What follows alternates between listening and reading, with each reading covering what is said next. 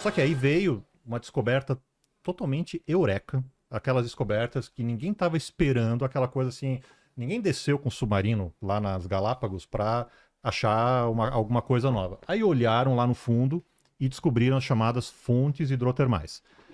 E As fumarolas, que a gente chama. Sei. Isso para quem gosta de vulcão, eu não sei, Vilar, você conhece alguém que gosta de vulcão? Fizemos um programa sobre vulcão já aqui.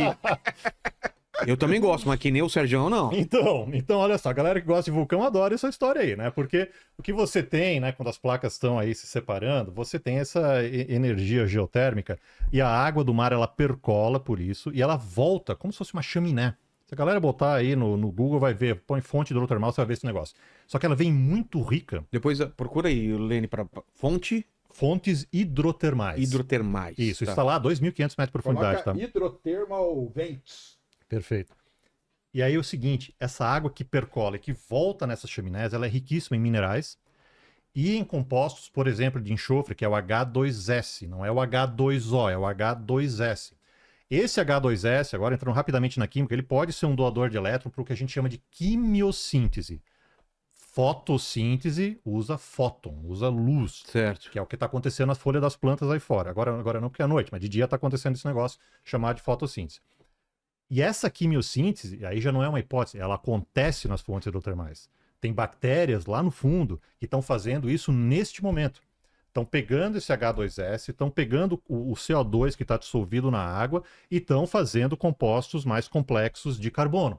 Então isso aí realmente, isso acontece de fato na natureza. Então uma das hipóteses, né, é que isso potencialmente tenha acontecido de maneira similar, uma quimiossíntese para a origem na vida na Terra. Mas o que você precisa? Energia, né? E energia abundante por um longo prazo. Raio, tudo bem, tinha bastante raio no início da atmosfera. Só que as fontes hidrotermais, muito provavelmente, você tinha elas por muito tempo, por longo prazo, fornecendo essa energia que a gente tem até hoje. Provavelmente sempre teve fonte hidrotermal aqui no planeta Terra. Então é muito mais plausível como fonte de energia que tenha sido em fontes hidrotermais do que tenha sido aqui na superfície, né? Essa é uma das possibilidades. O que não exclui também a hipótese de que parte dessa vida, ou pelo menos os blocos, tenham vindo do espaço. Então essa teoria da panspermia cósmica, o pessoal acha o seguinte, não veio a célula pronta. Parte da teoria da panspermia postula isso mesmo, que a vida já chegou pronta. Mas o que mais se acredita é que os blocos vieram. Então vieram esses blocos, e lá nas fontes hidrotermais, a partir de uma quimiossíntese, houve a formação da vida. Então, mas você não está empurrando só o problema para outro planeta? Se eles vieram de lá, mas aí a gente vai perguntar. Mas isso é uma hipótese. E como veio de lá? Chama-se hipótese da panspermia. Ah, tá. O pessoal fala que a vida, né, velho? Aí o pessoal, por exemplo, que defende a ideia de ter vida no universo inteiro. A vida aqui na Terra, ela foi semeada. Ela veio de algum lugar, a vida pronta. Essa é uma das teorias. Essa tá. é só o pessoal entender. Que os elementos e esses blocos fundamentais que a gente chama veio do espaço, isso já é mais ou menos consenso. Porque a gente tem amostras hoje de 2 asteroides, perfeito, o Bennu e o Ryugu, e eles mostram que ali você tem os bloquinhos fundamentais da vida. Então, por que asteroide é muito importante? Porque asteroide é um objeto que não se modificou nos últimos 4,5 bilhões de anos. Então, isso é meio consenso. Agora, isso, pessoal, não é falar que a vida veio a bordo de asteroides. Perfeito. Aí essa é a hipótese da panspermia. A hipótese da panspermia é a vida veio pronta, num objeto pronta, chegou aqui e ela encontrou aqui as condições para se manter. Entendeu? Agora, o que os estudos mostram e tal é que vieram os blocos fundamentais e na Terra foi encontradas as condições para isso tudo se misturar. É o forno, né? Sim. Aqui a Terra foi o forninho ideal. Ela tinha a temperatura certa, ela tinha grau de radiação, não era muito grande. Essa atmosfera muito, muito densa no começo ajudou pra caramba, porque protegeu dos raios solares, do vento solar, porque o Sol também era diferente, ele era muito mais ativo. Então, isso poderia prejudicar. Então, foi importante a Terra ter uma atmosfera mais espessa, mais densa no começo para proteger. E a vida ter... Porque todo o lance da vida é o tempo que ela precisa, que é um dos grandes filtros, né, que a gente fala.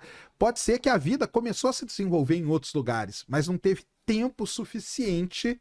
Por quê? Porque o planeta perdeu a atmosfera, igual Marte. Marte perdeu a atmosfera logo. Então, será que Marte teve vida? Por isso que hoje o Perseverance está lá tentando procurar resquícios de uma vida muito primitiva, parecida com a da Terra no começo. Porque a gente sabe que Marte perdeu a atmosfera, então a vida em Marte pode não ter tido tempo de se desenvolver. Entendi. Agora a Terra não, aqui foram as condições. Então teve essa atmosfera mais densa no começo, depois teve esse sequestro do CO2, essa invasão do oxigênio que foi muito importante para a vida continuar. A atmosfera continuou numa densidade correta e tudo, e aí a vida continuou a se desenvolver, a se reproduzir, a se espalhar pelo planeta. Então essa que é meio a história que a gente tem hoje, né? E só um detalhe, não sei se o pessoal que está assistindo consegue ver aquela imagem das fumarolas, aquelas são as fontes hidrotermais brancas, fumarolas brancas. Essas aí vão ter um pouco mais de cálcio, de bário, se eu não me engano, e tem as negras também, que aí tem um pouco mais dos compostos de enxofre. As negras é que formam, que a gente acredita que formam a vida. Perfeito. Quando essa fumaça aí sai uma fumaça pretona assim, essa aí que o pessoal tem. Tem Papa Novo. Hã? Tem o Papa Novo. Tem o Papa Novo. Não é? Não tem isso. Vida nova. Lembra? Não é isso daí? Ué. Tem a fumaça, quando a fumaça sai. Fumaça branca é o novo Papa. Abemos papo. Abemos papo. Mas o fato... Isso é o quê? É uma profundidade muito alta? Ou tanto faz? Aí, ó, essa aí é olha que... Olha que Então, legal. Cara, isso tá cheio aí nas Isso aí não não é tão incomum. Não. Você vai aqui na metade aqui do Oceano Atlântico, entre Brasil e África, tem a dorsal mesoatlântica. A dorsal mesoatlântica basicamente é isso aí. Você vai na Islândia, você vê basicamente saindo do seu pé. Nossa. É que a Islândia tá na dorsal, né? A dorsal passa no meio dela. Perfeito. Se dependendo do lugar que você vai, você vê isso aí saindo do seu pé. Então, e por isso que ficou muito interessante, porque hoje você não precisa levar isso para o laboratório. Você vai lá, você mergulha, você mede os elementos que estão saindo ali, você mede o que tem nessa fumaça aí que está saindo, entendeu? Então todos esses elementos aqui que o professor falou, você consegue detectar todos eles aí. Sim. Então você tem a água, tá em volta. Você tem a energia, que é a energia que está vindo lá do interior da Terra, do manto e tudo. Sim. Isso aqui é um vulcão submerso. E você tem os elementos químicos. Mas seria muito mais fácil isso do que a sopa e os raios. Exato. Aí foi evoluindo essa ideia, Sei. né? O pensamento científico é assim que vai acontecendo. E tem outras, tem um sujeito chamado Maruyama, um japonês, que ele acha que pode ter sido até em um reator de urânio, mas assim, é natural, associado a geysers. Então, assim, tem o geyser, não sei como é que fala em português exatamente, mas tem outras hipóteses também. Mas assim, a mais corroborada é essa aí, das fontes hidrotermais. E o caminho, Vilela, assim, que isso talvez tenha acontecido, seja o início de uma quimiossíntese, utilizando, por exemplo, H2S, sulfeto de hidrogênio, certo? Aí junta ali com o CO2, que tinha na água bastante, porque foi sendo sequestrado, o oceano sequestrou isso da atmosfera primitiva da Terra, e os resultados disso são os compostos de carbono. Isso que a gente chama de metabolismo. Tá. O que mais precisa para a vida? Precisa de uma membrana que vá ser um envoltório desse metabolismo, que é o que a gente tem hoje nas nossas células. Não é tão complicado fazer uma membrana dessa. Tá? É uma membrana que a gente chama de bilipídica, ela tem um lado que ela gosta de água, outro não, um lado que não gosta de água fica assim, um junto com o outro. Não é um negócio tão complicado assim. Tudo isso, não estou dizendo que é fácil fazer vida, tá? E a gente não conseguiu fazer até hoje em laboratório. Mas assim, não é nada implausível que tenha sido formada essa membrana. E aí vem o último, digamos assim, ingrediente para a coisa, que é um material replicador, que você consegue replicar essa célula, né, que é o nosso DNA e o nosso RNA. A partir daí, você começa a ter seleção natural, e aí vem a evolução como a gente conhece, chegando até onde nós chegamos aqui hoje. Estamos falando aqui, a gente é produto desse processo todo. E por isso que eu gosto de vulcão, porque em vulcões já foi... Da onde que surgiu o tal do RNA, por exemplo? Então tem estudos que mostram rochas vulcânicas perto de vulcão, rochas vítreas que a gente chama, com pedaços de RNA ali. Então existe hoje uma hipótese, eu não estou falando que é isso, viu, pessoal? Uma das hipóteses diz que partes do RNA e tudo podem ter surgido de vulcão. E aí a Terra é muito boa, porque a Terra, além de ter as fumarolas lá no fundo do mar, ela tinha vulcão na superfície. Perfeito. Então você tinha toda essa condição e aí vai entrar um negócio que é muito recente que o pessoal tem descoberto. Para a vida, para tudo isso acontecer, você tem que ter vários ciclos funcionando aqui. O ciclo da água, todo mundo aprende aí na quinta série, né? A água evapora, forma nuvem e tal. Tem um ciclo muito importante que é o ciclo do carbono. Então, o carbono ele precisa ser reciclado na Terra também. E aí as placas tectônicas são fundamentais. Então, hoje, o pessoal da astrobiologia já sabe que para você encontrar vida em algum outro lugar no universo, esse planeta, basicamente, ele tem que ter placa tectônica. Se ele for um blocão sólido, único assim, dificilmente vai ter vida. Você tem que ter esse ciclo acontecendo, entendeu? Movimento das placas, energia rolando. A energia, porque a placa, ela tá, de um lado tá sendo destruída, então você tá pegando material aqui e jogando para dentro da Terra. Esse material vai ser reciclado aqui no manto. E ele vai ressurgir na dorsal mesoatlântica, nessas fumarolas. Então, as fumarolas, na verdade, no planeta Terra, elas estão trazendo material reciclado. E esse ciclo aqui, isso é muito importante naquela coisa que a gente está falando da vida se manter. Para a vida se manter e se propagar, isso aqui é fundamental. Porque se não tiver... Pode ser que surja a vida.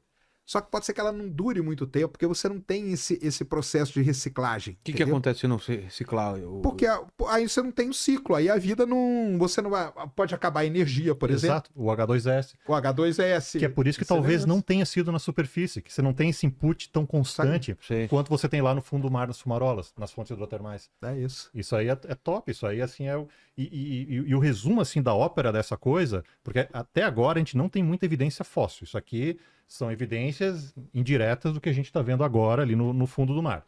Mas o que é mais plausível que tenha acontecido é que dessa quimiossíntese, que não está usando a luz do sol ainda, tá? Ainda não chegamos na fotossíntese, utilizando H2S, perfeito, ou outros compostos ali que vêm das fontes hidrotermais, para você fixar o carbono. Isso não é tão eficiente do ponto de vista de fixação do carbono. Em algum momento, começou a se utilizar a energia da luz. Pode ter sido uma luz geotermal lá das fontes hidrotermais, mas provavelmente foi do Sol. Num primeiro momento, muito provavelmente continuou sendo H2S. Só que aí a luz do Sol aumentou muito a produtividade, ou pelo menos a eficiência desse negócio. Até que em algum momento, muito provavelmente há 2,4, 2,5, 2,7 bilhões de anos, agora a gente vai falar de fóssil. A gente começa a ver na Terra uma coloração mais do laranja para o vermelho, indicando que você começa a ter oxigênio que está oxidando o substrato. Tá. Né? Não sei se você ouviu falar da terra roxa que tem lá no Paraná. Não é dessa época, a terra roxa é do Mesozoico. Mas é o que aconteceu também. Os grandes derrames basálticos que teve aqui no Brasil, quando a África e a América do Sul se separaram no Mesozoico, teve enormes derrames basálticos. Eu não sei se já foram para as cataratas do Iguaçu. Opa, né? Eu sou da Terra Roxa. Minha avó ficava pistola com a gente. Pronto. Não entra em casa! Porque é a terra que encarde a casa no Paraná. Isso. Aí você vai nas cataratas, tem aqueles 3 saltos bonitinhos. Cada salto daquele é um grande derrame, grande derrame basáltico que teve naquela época. E o ferro que estava misturado, que depois virou solo, oxidou, e aí fica a terra roxa. Que esse roxo não é de roxo, vem de rosso, do italiano, que quer dizer vermelho. Né? A galera devia se chamar terra vermelha. Mas então, quem já viu terra enferrujada. Os caras chamam de pé vermelho por causa do barro isso. lá. Perfeito. Só que assim, quando você vai olhar 2,4 bilhões de anos, você vê a mesma coisa. Você vê algo semelhante, que é uma evidência muito forte, que você tinha oxigênio agora na atmosfera, que não tinha antes, e que começou a oxidar. Então, o que aconteceu? A fotossíntese que tinha antes, usando a luz do sol, usava o H2S.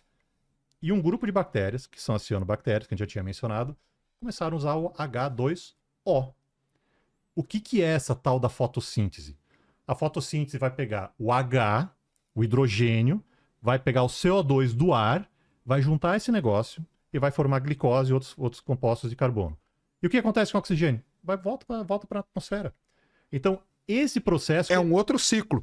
Perfeito. Que é um outro ciclo. E é por isso que a gente tem oxigênio nesse planeta e nos outros planetas não tem. E é por conta deste evento que aconteceu ali 2,4, 2,5, 2,7 bilhões de anos, que depois nós, animais, conseguimos evoluir respirando esse oxigênio e comendo os compostos de glicose que são fixados do CO2 pelas cianobactérias e as plantas que vieram mais para frente. Né? Então, isso é um resumão da história da vida na Terra.